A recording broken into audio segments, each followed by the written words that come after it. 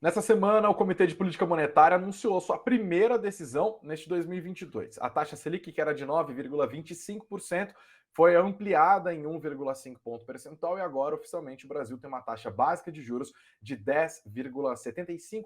Fazia 5 anos que o Brasil não voltava a ter uma Selic de 2 dígitos. E olha, o caminho deve ser de mais alta adiante. Tá? O próprio Banco Central antecipou isso no seu comunicado com uma novidade importante: o ritmo da alta deve diminuir. Para conversar sobre isso, tentar entender um pouco mais das implicações e fazer esse debate mesmo da política monetária, a gente vai conversar agora com a economista-chefe do Banco Inter, Rafaela Vitória. Rafa, mais uma vez, seja muito bem-vinda aqui ao Sono Notícias e vamos que vamos. Olá a todos e é um prazer estar aqui com vocês. Bom, vamos fazer uma pergunta geral mesmo. O que você achou dessa decisão de subir em 1,5 ponto percentual? Isso já tinha sido antecipado nas comunicações anteriores. Você acha que o Banco Central agiu bem em manter o que ele já tinha antecipado na decisão anterior, né, na comunicação anterior, ou ele já poderia ter começado a diminuir o ritmo agora? Bom, essa decisão de 1,5 para essa reunião, ela estava, de certa maneira, bem ancorada aí nas expectativas do mercado, era praticamente um consenso de mercado. Lembrando que na última reunião, em dezembro, o Banco Central tinha antecipado essa alta de 1,5, e também vale lembrar que na carta que o Banco Central escreveu para o Ministério da Economia no começo desse ano, quando a inflação no ano passado ficou acima da meta, né, o Banco Central faz essa carta ao Ministério da Economia se justificando. Ele novamente reforçou que os próximos passos da política monetária incluíam ali uma alta de 1,5%. Então, era uma alta esperada, a gente também esperava essa alta dessa magnitude, apesar de eu tenho uma opinião de que a gente já poderia estar reduzindo o ritmo, mesmo a partir agora de fevereiro. Eu acho que, considerando aí uma consistência de comunicação, o Banco Central atuou confirmando aí essa alta, então ela foi aí dentro do esperado. A gente está agora com essa Selic de 2 dígitos, né? Como eu falei agora há pouco, faz 5 anos que a gente não encontrava uma Selic nesse nível. E ao mesmo tempo, a gente teve uma inflação de 10,06% no ano passado, né? Embora eles tenham começado a subir em março. Eu entendo que em março eles já estavam olhando um pouco mais para esse ano, né? Mas ainda assim, a desaceleração da inflação não veio da maneira que o mercado estava esperando. O IPCA 15, divulgado na semana passada, por exemplo, mostrou uma desaceleração, mas veio acima das expectativas. Por que isso está acontecendo na sua avaliação? A política monetária está perdendo efetividade? Não, eu não acredito que a política monetária está perdendo a sua efetividade. Eu acho que existe, de fato, um prazo, né, para a política monetária fazer efeito. Aliás, esse foi um dos pontos positivos do comunicado do Copom de ontem, foi ele reconhecer que a política monetária leva um tempo para fazer efeito, né? A gente estima aí que leva de 6 a 9 meses. E se a gente pegar a trajetória dessa alta de juros, que de fato começou, como você falou, em março, mas ela começou de maneira mais lenta, com 0,75 e depois um ponto percentual. Só a partir do final do ano é que o cupom acelerou essa alta para 1,5, né, pontos percentuais. Essa é a terceira alta. Então, a maior parte da alta da Selic ela foi mais recente e a economia ainda não sentiu esse efeito, né? Então, é esse efeito cumulativo de tantas altas, incluindo essas últimas altas de magnitude muito significativa. Eu acho que vale sempre lembrar ao mercado, aos participantes, a gente acostuma, né, com 1,5 aí a terceira alta, mas esse uma elevação significativa, né? A gente está falando praticamente de um choque de juros na Selic a cada reunião pelas últimas 3 reuniões.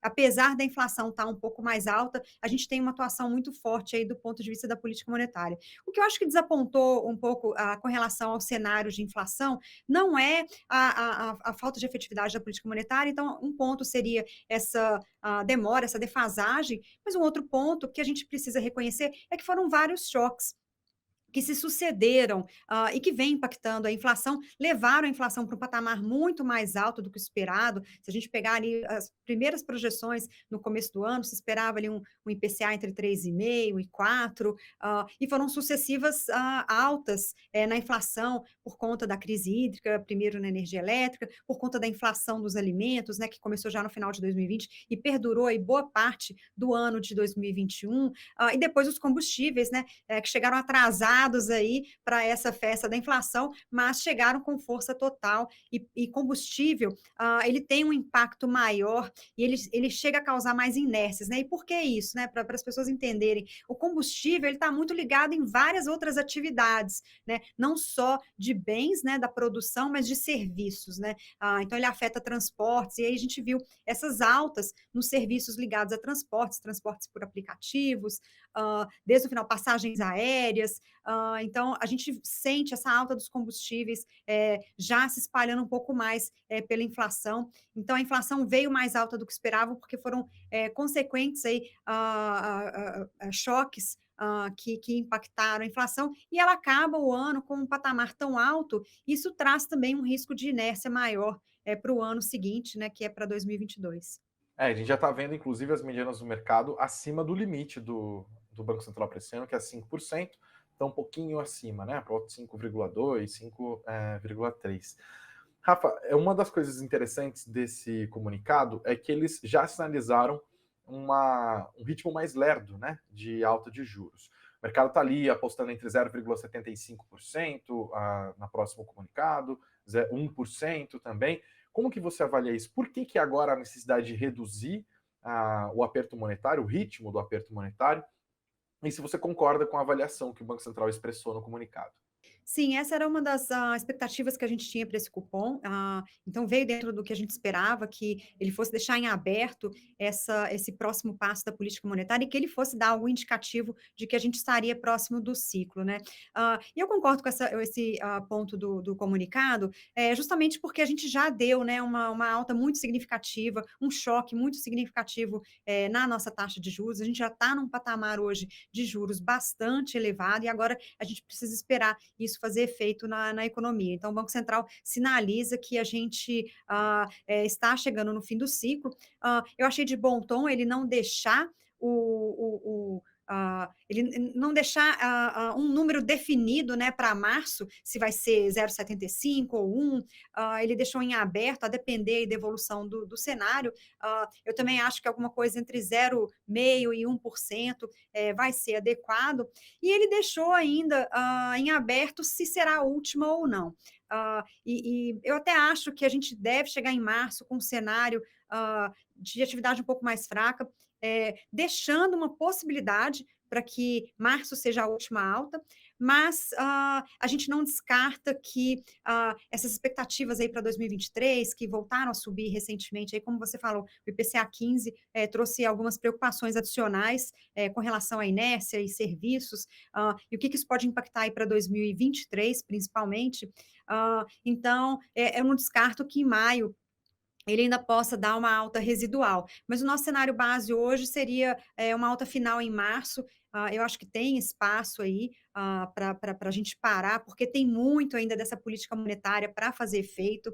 E eu destaco ali do comentário do Copom com relação a esse possível, vamos dizer, upside, né, para a inflação, que na verdade é um risco de baixa da inflação, que é uma atividade mais fraca. O Copom disse o contrário, né, no comunicado ontem. Ele viu algumas surpresas ali de atividade. Acho que provavelmente ele se refere aos números de novembro, que a produção industrial foi um pouco melhor.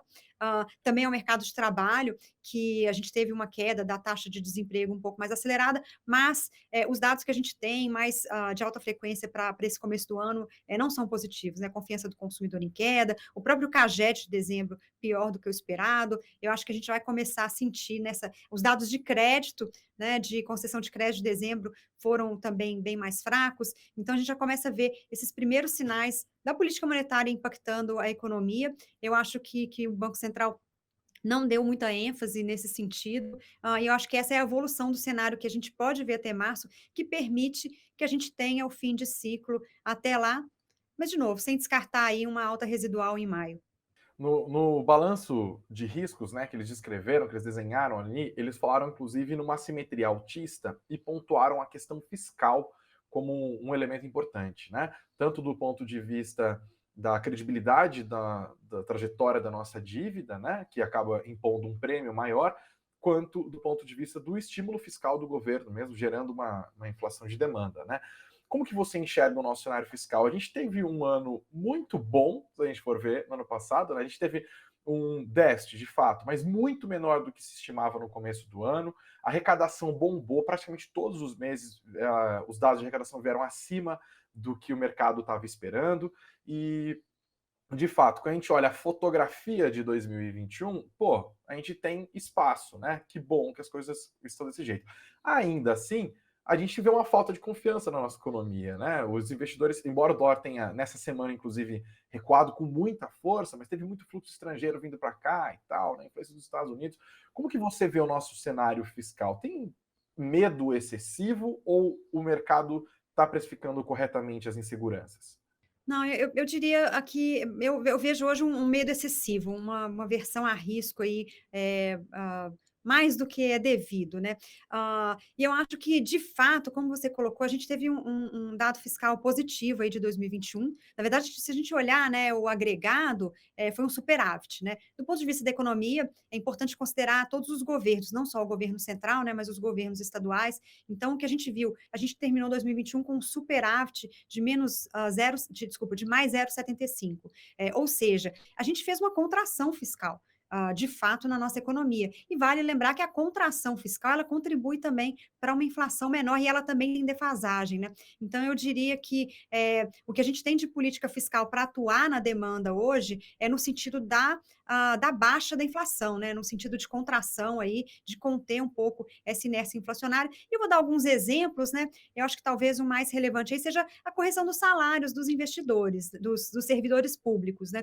Então, a gente está vendo esse ruído e essa demanda de servidores por aumentos, por reajustes salariais, mas, por outro lado, a gente está vendo o governo segurando, né, e não efetuando esses reajustes. A gente já vai ali para o segundo ano sem reajustes salariais. E isso é uma maneira de você conter a demanda, né, não estimulando a demanda, não dando reajustes para os servidores, né. Então, esse é um exemplo de como a política fiscal vem, na prática, atuando de maneira mais contracionista e não de maneira expansionista, né, como é o risco que o Banco Central coloca. Mas, por outro lado, existe a questão das expectativas, né. Aí sim, as expectativas, elas ainda sinalizam que há muita dúvida, e eu E acho tem que a as PEC dos expectativas combustíveis no meio desse cenário a todo gente também, né? O tem, né, pessoal e fica meio. exatamente, né, a PEC dos combustíveis, né, a discussão sobre ela, ela mostra as discussões passadas que a gente teve, na PEC emergencial, depois a PEC dos precatórios.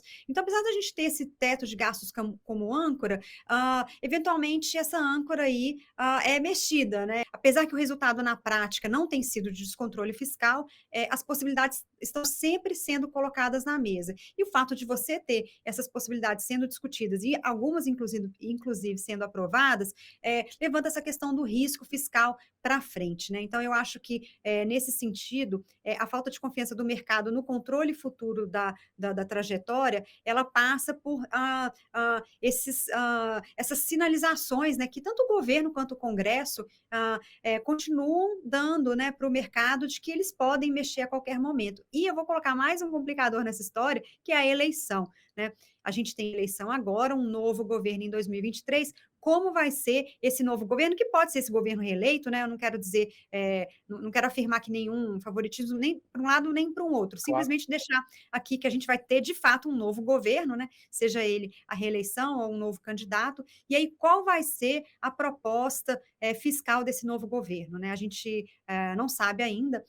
O debate sobre a política econômica dos candidatos, ele está muito incipiente, né? Então não tem nada aí Mas muito tá claro. incipiente, mas já faz preço hoje, não faz? Sim, sim, porque a tendência, a gente sabe que existe uma demanda por mais gastos. Depois de tantos anos de ajuste fiscal, a gente vem seguindo um ajuste fiscal desde 2016. Então, o teto de gastos vem atuando desde então. E a gente sabe que as demandas, né, por mais gastos vão só se acumulando. E elas vão pressionar bastante, qualquer que seja o novo governo em 2023. A gente sabe que os servidores estão ali batendo na porta por novos reajustes. A sociedade precisa de mais investimentos no social, a gente precisa de algum gasto também em infraestrutura. Então, as demandas estão todas aí, e eu acho que essas demandas vão pressionar o novo governo a efetuar mais gastos. Então, eu acho que esse é o risco que o mercado vê, que a gente volte a ter novos gastos aí, e enquanto a gente não tem uma nova âncora, né, sendo desenhada, o teto de gastos ali, ele perdeu um pouco da sua credibilidade. Eu acho que olhando para frente o risco fiscal continua. Mas eu vou dar um crédito para o resultado fiscal de fato, porque realmente para você ter um risco fiscal impactando a inflação, a gente precisa mais do ato do que, né, da narrativa, né? Então a narrativa que vem, né, do próprio governo, ela não é positiva, mas o que a gente vê de prática, o que a gente vê na prática, tanto dos estados, né, quanto do governo, é um aperto fiscal, sim, que é importante, né? A gente está colocando vários estados aí com contas públicas em dia, isso é muito importante, né, para o nosso futuro desenvolvimento. Então, na prática, a gente não pode reclamar muito aí do que foi o fiscal de 2021. O governo se beneficiou aí da inflação, mas sim, as contas públicas aí terminaram o ano com um saldo bem melhor do que se esperava. Rafa, você está pintando um cenário que me traz uma palavra que a gente fala há muito tempo, né? Desde a época que você era minha fonte no broadcast, isso já era 2019, 2020, passou 2021, 2022, cá estamos. Eu até mudei de empresa, você continua ali, mas uma palavra sempre ajuda a definir o Brasil nesses últimos anos, que é incerteza, né? Você falou, por exemplo, das projeções do IPCA no começo do ano passado, que estavam ali ao redor da meta, né, do Banco Central, terminou em 10,06%. A impressão que eu tenho é que projetar IPCA no Brasil para o fim do ano virou meio que projeção de dólar, assim, porque tem tanto choque, tem tanto evento externo. E agora a gente adiciona a eleição como mais um elemento. Como que fica o mercado financeiro na sua avaliação ao longo deste ano? Vai ter um momento de paz ou isso só vai ficar definido depois das eleições? Ou depois das eleições ainda vão restar mais dúvidas? Porque o investidor fica numa situação complicada, né? Ele está olhando a renda fixa ficando cada vez mais atrativa, né? Tem muita gente fazendo rotação de carteira, inclusive, isso derruba a nossa bolsa, tem os efeitos lá do exterior, um momento de aperto monetário no mundo que vem se anunciando também a partir da economia mais importante de todas, que é a dos Estados Unidos. Como que você vê o mercado brasileiro nisso? Tem alguma calmaria à vista para 2022 ou isso é papo para um segundo momento? Olha, calmaria em ano de eleição é difícil a gente a gente afirmar, mas o que a gente sabe que é muito comum, e eu acho que janeiro foi um mês que exemplificou o que a gente pode ver ao longo desse ano. São momentos de melhora, assim, no mercado. Eu acho que boa parte dessa incerteza, e desses riscos que a gente vem comentando aqui, já estão nos preços, né. Então, os preços dos ativos do nosso mercado hoje ainda estão muito depreciados, tanto a bolsa e até mesmo o dólar, né, que voltou ali para os 5,30, a gente ainda pode dizer que o nosso dólar está, ou o nosso real está desvalorizado, e haveria espaço para a gente ter até uma valorização adicional, voltando aí para a casa dos 5, até um pouco abaixo, quem sabe. Tanto a bolsa quanto os juros de mercado, né, se a gente pegar os juros reais, né, que são precificados ali nas NTN-Bs, voltaram aí para próximo de 6%. Esse é um patamar de bastante estresse, né, que a gente já observou em outros momentos de crise no Brasil. Então, considerando que a gente já tem preços bem depreciados no mercado, o que a gente pode esperar esse ano é, sim, alguns momentos de uma certa euforia, um certo alívio, porque os preços já estão refletindo muitas notícias ruins. E na medida que a eleição vai avançando e a gente vai reduzindo essa incerteza, tanto para um lado quanto para o outro, né, conhecendo um pouco mais aí as perspectivas, eu acho que a gente tende a ter uma melhora no mercado. Mas, por outro lado, o que a gente também já viu em outras eleições é que essas melhoras não são contínuas, né? Você vai melhorando, aí vem uma surpresa ao longo da eleição, né? Que pode ser qualquer coisa. E, de fato, a gente já teve algumas surpresas aí de ataques de candidatos ou de desistências, né? De candidatos. Essas mudanças nas pesquisas, às vezes, que são inesperadas, elas fazem. Lá em 2014, né? A gente tinha ali uma disputa muito acirrada, uma hora um era o favorito, a outra hora era outro, e o mercado oscila com essas mudanças, né, ao longo das pesquisas, ao longo do debate. Então, a gente não espera calmaria, mas eu acho que, como mostrou janeiro, a gente pode sim ter alguns meses de euforia, se a gente tiver uma visibilidade um pouco mais positiva com relação não exatamente a qual candidato vai ganhar a eleição, mas qual política econômica aquele candidato vai implementar. Eu acho que para o mercado é isso que é mais importante. Qual vai ser a política econômica básica, né, desse próximo governo? E essas indicações contribuem sim para reduzir a incerteza e reduzir o risco. E aí eu lembro, né, você falou de alguns anos falando de incerteza, de fato, o Brasil tem alguns anos que não cresce, né? Então, a gente tem um potencial de crescimento cíclico que a gente ainda não recuperou desde 2014. A gente não teve uma recuperação econômica, né, que fizesse com que a economia voltasse ali ao patamar de 2014, e agora da pandemia, a gente está ali voltando ao patamar pré-pandemia, mas que ainda assim é abaixo do nosso potencial. E a gente teve umas surpresas também de investimentos aí nos últimos 2 anos, que também deram uma pequena melhorada também no nosso potencial de crescer. Então eu diria que se a gente tiver um pouquinho mais de previsibilidade, eu vejo sim um potencial para a gente ter um certo alívio de crescimento também na economia, além do alívio no mercado. O mercado sempre precifica na frente, né? Mas o mercado indicaria que a gente pode voltar a ter um crescimento um pouco melhor aí nos próximos anos, com uma política, com uma previsibilidade um pouco melhor. Quando você fala de previsibilidade, da importância dela, você está falando de previsibilidade mesmo que seja num cenário de um governo mais gastador? Sim, mesmo nesse cenário, eu acho que a gente pode voltar a ter um pouco mais de gastos, né, a partir de 2023, mas se a gente tiver em vista um processo de ajuste fiscal, eu acho que não é isso. Então, vou dar até em números, né, hoje a gente está com uma expectativa de ter um gasto sobre o PIB, um gasto público sobre o PIB por volta de 18,2, 18,3%, que é menor que o 18,5 que foi do ano passado, que é menor que o 19,5 que foi em 2019. Então, obviamente, que é uma conquista que a gente não gostaria, né? Que fosse jogada fora, mas se a gente tiver uma pequena expansão de gastos aí de meio ponto percentual do PIB, mas por outro lado a gente tem uma reforma tributária que faça com que a arrecadação continue mantendo aí um patamar mais elevado, e a gente volta a ter uma perspectiva de superávit primário de 1,5, eu acho que eu não vejo problemas. Eu acho que do ponto de vista do mercado, existe esse pequeno espaço. Não sou a favor, né? Então, aqui eu gostaria de ver um superávit primário sendo feito com mais redução de gastos, mas a gente acompanha o debate de reforma, sabe que é muito difícil, então, sendo mais realista, uma expansão de gastos aí modesta, mas acompanhada aí de uma reforma tributária que faça com que a arrecadação continue positiva e robusta e melhor distribuída, né, na nossa economia, eu acho que o mercado vai ver de maneira positiva. Rafaela Vitória, economista-chefe do Banco Inter. Rafa, mais uma vez, muito obrigado por ter aceitado o nosso convite, obrigado pelas suas análises. As portas ficam sempre abertas. Até a próxima. Obrigada e até a próxima.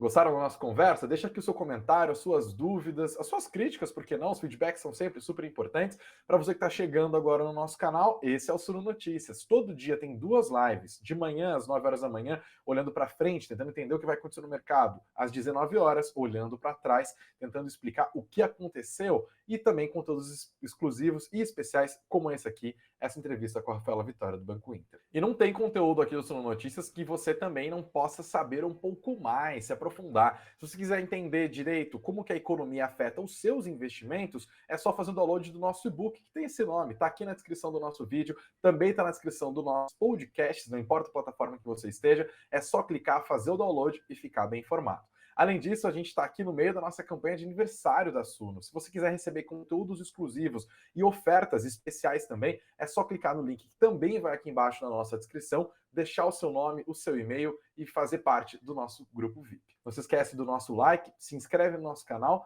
e até a próxima para você também.